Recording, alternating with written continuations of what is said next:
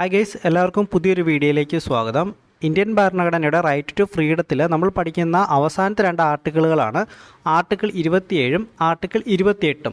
അതിൽ ആർട്ടിക്കിൾ 27 എന്ന് പറയുന്നത് freedom from taxation four promotion of A religion ആണ്. ആർട്ടിക്കിൾ 27 പറയുന്നത് ഏതെങ്കിലും ഒരു മതത്തിൻ്റെയോ അല്ലെങ്കിൽ മതവിഭാഗത്തിൻ്റെയോ ഉന്നമനത്തിനോ പരിപാലനത്തിനോ വേണ്ടി ഒരു വ്യക്തി നികുതി അല്ലെങ്കിൽ ടാക്സ് കൊടുക്കാൻ ബാധ്യസ്ഥരല്ല എന്നാണ് പറയുന്നത്. ഏതെങ്കിലും ഒരു പർട്ടിക്കുലർ ആയിട്ടുള്ള മതത്തിൻ്റെ ഉന്നമനത്തിനായിട്ട് ഒരു വ്യക്തിയും ടാക്സ് കൊടുക്കേണ്ട ആവശ്യമില്ല എന്നാണ് ആർട്ടിക്കിൾ 27 പറയുന്നത്. അതിൽ പറയുന്ന അടുത്ത കാര്യം എന്ന് പറയുന്നത് ഇപ്പം നമ്മുടെ പബ്ലിക് ഫണ്ടുകളുണ്ട്. അതായത് നമ്മൾ ജനങ്ങൾ കൊടുക്കുന്ന നികുതി മൂലം പിരിച്ചെടുക്കുന്ന പബ്ലിക് ഫണ്ടുണ്ട്. അങ്ങനെയുള്ള പബ്ലിക് ഫണ്ട് വഴി ശേഖരിക്കുന്ന ഒരു തുകയുണ്ടോ, ആ തുക എന്ന് പറയുന്നത് നമ്മുടെ പൊതുപണമാണ്. ആ പൊതുപണം എന്ന് പറയുന്നത് ഏതെങ്കിലും ഒരു മതത്തിന് പ്രത്യേകമായിട്ട് ചെലവിടാൻ പാടില്ല എന്നും ഈ ആർട്ടിക്കിൾ 27 പറയുന്നു. നമ്മൾ കൊടുക്കുന്ന ടാക്സ് ആയിട്ടുള്ള ആ ടാക്സിൽ നിന്നുണ്ടാകുന്ന പൊതുപണം എന്ന് പറയുന്നത് ഏതെങ്കിലും ഒരു മതത്തിൻ്റെ ഉന്നമനത്തിനോ അല്ലെങ്കിൽ അതിൻ്റെ പരിപാലനത്തിനോ ആയിട്ട് ഉപയോഗിക്കുവാനായിട്ട് പാടില്ല എന്നും ആർട്ടിക്കിൾ 27 കൊണ്ട് പറയുന്നു.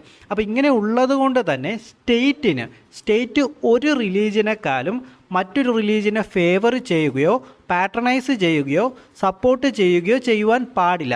അത്തരത്തിലുള്ള ഒരു രീതിയെ സ്റ്റേറ്റിനെ പ്രൊഹിബിറ്റ് ചെയ്യുന്നതും ആർട്ടിക്കിൾ 27 കൊണ്ടാണ്. ആർട്ടിക്കിൾ 27 കൊണ്ട് സ്റ്റേറ്റിനെ പ്രൊഹിബിറ്റ് ചെയ്യുന്നു ഒരു റിലീജിയനെക്കാളും മറ്റൊരു റിലീജിയനെ ഫേവർ ചെയ്യുന്നതും പാട്രണൈസ് ചെയ്യുന്നതും സപ്പോർട്ട് ചെയ്യുന്നതുമായിട്ടുള്ള കാര്യങ്ങളിൽ നിന്നും. അപ്പോൾ ഇതിൽ നിന്നും നമുക്ക് മനസ്സിലാകുന്ന ഒരു കാര്യമുണ്ട്. ഇപ്പോൾ നമ്മുടെ പൊതുപണം നമ്മുടെ ടാക്സ് വഴി പിരിച്ചെടുത്ത പൊതുപണം റിലീജിയസ് ആയിട്ടുള്ള ആവശ്യങ്ങൾക്ക് ഉപയോഗിക്കുകയാണെങ്കിൽ, അതിൻ്റെ റിലീജിയസ് ആയിട്ടുള്ള പ്രൊമോഷൻ അല്ലെങ്കിൽ മെയിൻ്റനൻസിന് വേണ്ടി ഉപയോഗിക്കുന്ന സമയത്ത് എല്ലാ മതങ്ങൾക്കും എല്ലാ റിലീജിയനും തുല്യമായിട്ടുള്ള രീതിയിൽ അത് ഉപയോഗിക്കണമെന്ന് പറയുന്നു. അപ്പോൾ ഇങ്ങനെ ഈ ഒരു പ്രൊവിഷൻ വഴിയുള്ള നിരോധനമെന്ന് പറയുന്നത് ടാക്സ് പിരിച്ചെടുക്കുന്നതിന് മാത്രമുള്ള നിരോധനമാണ്, ഒരിക്കലും ഫീ കളക്ട് ചെയ്യുന്നതിനല്ല. ഫീ എന്ന് പറയുന്ന കാര്യം പിരിച്ചെടുക്കാൻ സാധിക്കുന്നതാണ്. കാരണം ഫീയുടെ പർപ്പസ് എന്ന് പറയുന്നത് ഒരു റിലീജിയസ് മെയിൻ്റനൻസോ പ്രൊമോഷനോ വേണ്ടിയുള്ളതല്ല ഫീ എന്ന് പറയുന്നത്. പകരം ഒരു റിലീജിയസ് ഇൻസ്റ്റിറ്റ്യൂഷൻ്റെ സെക്യുലർ ആയിട്ടുള്ള അഡ്മിനിസ്ട്രേഷൻ കൺട്രോൾ ചെയ്യുവാൻ വേണ്ടി ഉപയോഗിക്കുന്ന ഒരു മാർഗ്ഗമാണ് നമ്മുടെ ഫീ എന്ന് പറയുന്നത്. അതുകൊണ്ട് തന്നെ തീർത്ഥാടനങ്ങളൊക്കെ നടക്കുന്ന സമയങ്ങളിൽ അവർക്ക് സ്പെഷ്യലായിട്ടുള്ള സർവീസുകൾ പ്രൊവൈഡ് ചെയ്യുവാനായിട്ടും സേഫ്റ്റി മെഷേഴ്സ് ഉറപ്പ് വരുത്തുവാനും ഒക്കെ ആയിട്ട് ഫീസ് ലെവി ചെയ്യാനായിട്ട് സാധിക്കുന്നതാണ്. ഇപ്പോൾ നമ്മുടെ തീർത്ഥാടനങ്ങളൊക്കെ നടക്കുന്ന സമയത്ത് അവിടെ കുറേയധികം സർവീസുകൾ കൊടുക്കണം, അവരുടെ സേഫ്റ്റിയും സെക്യൂരിറ്റിയായിട്ട് ബന്ധപ്പെട്ട കുറേയധികം കാര്യങ്ങളുണ്ട്. അപ്പോൾ അതിനു വേണ്ടിയൊക്കെ നമുക്ക് ഫീസ് കളക്ട് ചെയ്യാനായിട്ട് സാധിക്കുന്നതാണ്. അതുപോലെ തന്നെ റിലീജിയസ് എൻഡോൺമെൻറ്റിനും റിലീജിയസ് ആയിട്ട് ബന്ധപ്പെട്ട് വരുന്ന എക്സ്പെൻഡിച്ചർ റെഗുലേറ്റ് ചെയ്യുവാനായിട്ടും ഫീസ് ലെവി ചെയ്യുവാനായിട്ട് സാധിക്കുന്നതാണ്. ഇതാണ് ഇന്ത്യൻ ഭരണഘടനയുടെ ആർട്ടിക്കിൾ 27 വഴി പറയുന്ന കാര്യങ്ങളെന്ന് പറയുന്നത്. അടുത്ത ആർട്ടിക്കിൾ നമ്മൾ പഠിക്കുന്നതാണ് ആർട്ടിക്കിൾ 28 അല്ലെങ്കിൽ freedom from attending religious instructions അല്ലെങ്കിൽ മതപരമായിട്ടുള്ള പ്രബോധത്തിൽ നിന്നും പങ്കെടുക്കുന്നതിൽ നിന്നുമുള്ള സ്വാതന്ത്ര്യം. ഇത് പറഞ്ഞിട്ടുള്ളത് ഇന്ത്യൻ ഭരണഘടനയുടെ ആർട്ടിക്കിൾ 28 അപ്പോൾ ഈ ആർട്ടിക്കിൾ പറയുന്നത് സ്റ്റേറ്റ് ഫണ്ടിൽ നിന്നും പൂർണ്ണമായി പരിപാലിക്കുന്ന ഒരു വിദ്യാഭ്യാസ സ്ഥാപനത്തിലും മതപരമായിട്ടുള്ള നിർദ്ദേശങ്ങൾ നൽകുവാൻ പാടില്ല എന്നുള്ളതാണ്. സിംപ്ലി നമുക്ക് പറയുകയാണെങ്കിൽ ഗവൺമെൻറ് സ്കൂളുകളിൽ മതപരമായിട്ടുള്ള ഇൻസ്ട്രക്ഷൻസ് നൽകുവാൻ പാടില്ല എന്നാണ് ആർട്ടിക്കിൾ 28 പറയുന്നത്. എന്നാൽ ചില വിദ്യാഭ്യാസ സ്ഥാപനങ്ങൾ ഏതെങ്കിലും ഒരു എൻഡോൺമെൻറ്റിൻ്റെ അല്ലെങ്കിൽ ഒരു ട്രസ്റ്റിന് കീഴിൽ എസ്റ്റാബ്ലിഷ് ചെയ്തതായിരിക്കും, പക്ഷേ അതിൻ്റെ അഡ്മിനിസ്ട്രേഷൻ നടത്തുന്നത് സ്റ്റേറ്റ് ആയിരിക്കും.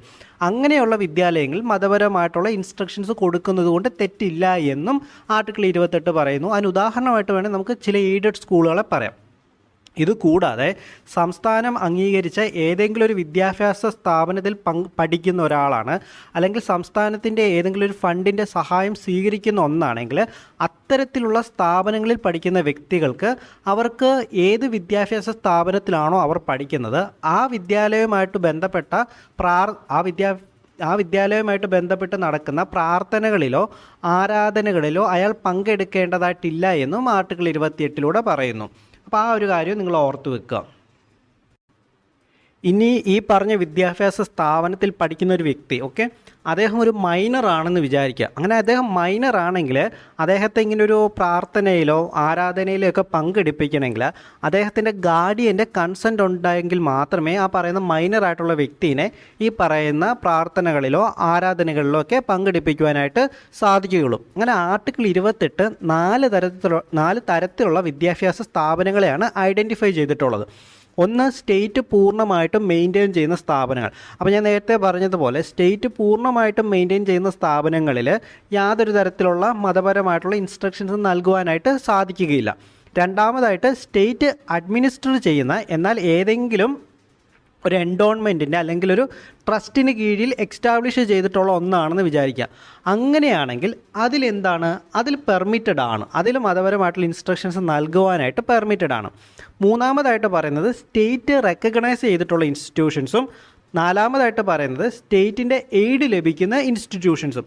അപ്പോൾ ഇതിൽ 3ലും 4ലും പറയുന്ന കാര്യങ്ങൾ, അതായത് സ്റ്റേറ്റിൻ്റെ റെക്കഗ്നൈസ് ചെയ്തിട്ടുള്ള ഇൻസ്റ്റിറ്റ്യൂഷൻസും സ്റ്റേറ്റിൻ്റെ എയ്ഡ് ലഭിക്കുന്ന ഇൻസ്റ്റിറ്റ്യൂഷൻസിലും വോളണ്ടറി ആയിട്ട് ഈ കാര്യങ്ങൾ പെർമിറ്റഡ് ആണ്. ഓക്കെ, വോളണ്ടറി ആയിട്ട് ഇവർക്ക് റിലീജിയസ് ഇൻസ്ട്രക്ഷൻസ് നൽകുന്ന കാര്യങ്ങൾ പെർമിറ്റഡ് ആണ്. പൂർണ്ണമായിട്ടും ഇല്ല, വോളണ്ടറി ആയിട്ട് മാത്രം.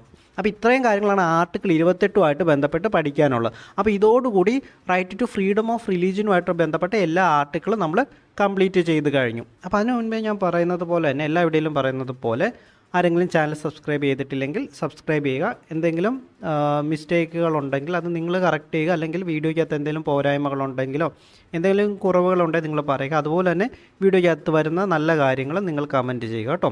അപ്പോൾ നിങ്ങളുടെയൊക്കെ സപ്പോർട്ട് ഉണ്ടെങ്കിൽ മാത്രമേ നമുക്ക് മുന്നോട്ട് പോകുവാനായിട്ട് സാധിക്കത്തുള്ളൂ. താങ്ക്